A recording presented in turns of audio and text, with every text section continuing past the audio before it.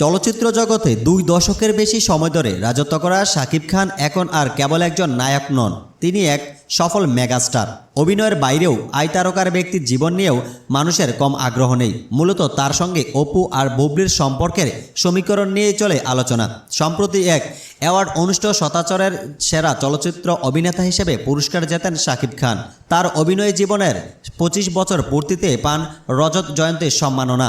এমন অর্জনের মুহূর্তে তাকে ঘিরে শুধু ভক্ত নয়, প্রশংসা করছেন তার 2 প্রাক্তন স্ত্রী শবনম বুবলি ও অপু বিশ্বাস। প্রথমে শাকিবের দ্বিতীয় প্রাক্তন স্ত্রী শবনম বুবলি সামাজিক মাধ্যমে লেখেন, আমাদের চলচ্চিত্র জগতের সবচেয়ে শক্তিশালী megastar one and only Shakib খান।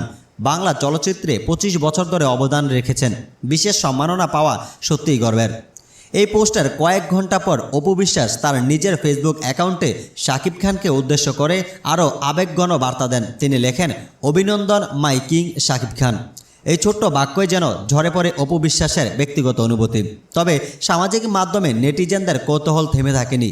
কেউ লিখছেন, শাকিব শুধু আপনার একার রাজা নন, বুবলিরও রাজা। আবার কেউ হাস্যরসের ছলে বলছেন, তিনি কি এখনও আপনার রাজা? সিরিয়াসলি? উল্লেখ্য, রায়হান রাফির পরিচালনায় তুফান সিনেমায় অসাধারণ অভিনয়ের জন্য এই পুরস্কার অর্জন করেন শাকিব খান। এদিকে সামনে কুরবানির ঈদে মুক্তি পাচ্ছে বহুল প্রতীক্ষিত তাণ্ডব সিনেমাটি। অ্যাকশনধর্মী এই সিনেমাটির টিজারে শাকিবের ঝাঁঝালো রূপ দেখে মুগ্ধ দর্শক।